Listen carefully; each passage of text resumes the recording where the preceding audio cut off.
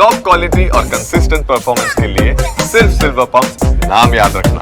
શ્રાવણ મહિનો ચાલી રહ્યો છે અને તેવામાં રાજકોટમાં લોકોની આસ્થા સાથે ચેડા થઈ રહ્યા છે। આરોગ્ય વિભાગના દરોડામાં ભેળસેળનો પર્દાફાશ થયો છે। ગાંધીનગર મેઇન રોડ પરના જલારામ ફરસાણમાં ભેળસેળ થઈ હોય તે સામે આવ્યું છે અને ફરાળી પેટીસ બનાવવામાં મકાઈના લોટનો ઉપયોગ થતો હતો। આરએમસીના આરોગ્ય વિભાગે 85 કિલો પેટીસનો નાશ કર્યો છે। 5 કિલો મકાઈના લોટનો પણ નાશ કરવામાં આવ્યો અને તપાસ બાદ જલારામ ફરસાણના વેપારીનું નિવેદન પણ સામે આવ્યું। મારાથી ભૂલ થઈ, હવે ફરી આવી ભૂલ નહીં થાય। અમે હવે ફરાળી લોટ અને સિંગતેલનો જ વપરાશ કરીશું। અલગ અલગ 5 સ્થળેથી ફરાળી ચીજ વસ્તુઓના નમૂના લેવાયા છે અને હવે આ કાર્યવાહી પણ કરવામાં આવી છે। શ્રાવણ મહિનામાં લોકો ફરાળી વાનગીઓ આરોગતા હોય છે, પરંતુ કેટલાક લોકો છે તેમના દ્વારા લોકોની આસ્થા સાથે ચેડા થઈ રહ્યા છે।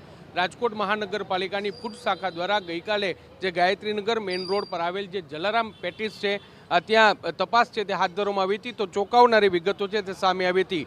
જે ફરાળી પેટીસ છે તેમાં જે ફરાળી લોટનો ઉપયોગ થવો જોઈએ, પરંતુ તેની બદલે મકાઈનો લોટ છે તેનો ઉપયોગ કરતા હોવાનું સામે આવ્યું હતું। આપણી સાથે વેપારી છે, આપણે તેની સાથે વાત શું કહેશું।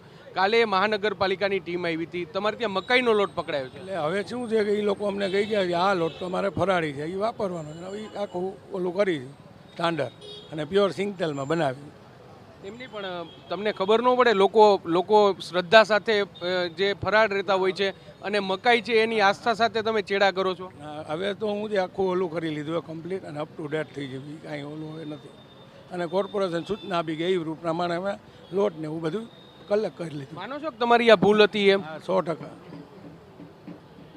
તમે ચાંદલો કર્યો છે, ભગવાનમાં શ્રદ્ધા રાખો છો અને કોકની શ્રદ્ધા સાથે તમે ચેડા કરો છો। અને હવે આ જિંદગીમાં બનશે નહીં આ રીતનું કોઈ દી પણ। એટલે જે રાજકોટ મહાનગરપાલિકાની ટીમ છે તેમના દ્વારા ગઈકાલે તપાસ છે તે હાથ ધરવામાં આવી હતી ને જે પ્રકારે તમે દ્રશ્ય જોઈ રહ્યા છો કે જલારામ પેટીસ નામની આ દુકાન હતી અને ત્યાંથી 85 કિલો એટલે કે તમે એની ક્વોન્ટિટી છે તે પણ જોઈ શકો છો ને તેમાં જે ફરાળી લોટનો ઉપયોગ કરવો જોઈએ તેની બદલે તેઓ મકાઈના લોટનો છે તે ઉપયોગ કરતા હતા અને તેને લઈને જ આ કાર્યવાહી છે તે કરવામાં આવી હતી। લોકોની આસ્થા સાથે ખુલ્લેઆમ ચેડા છે તે થતાં જોવા મળી હતા અને વેપારી છે તે પોતે કબૂલાત આપી રહ્યા છે કે હવે બીજી વાર આ પ્રકારનું કૃત્ય છે તે નહીં થાય, પરંતુ સવાલ એ વાતનો થઈ રહ્યું છે કે આવા અનેક લેભાગુ તત્વો છે કે જેઓ લોકોની આસ્થા સાથે ચેડા કરી રહ્યા છે, ત્યારે રાજકોટ મહાનગરપાલિકાની આ કાર્યવાહી છે તે નિરંતર ચાલુ રહે તે એટલી જ જરૂરી છે।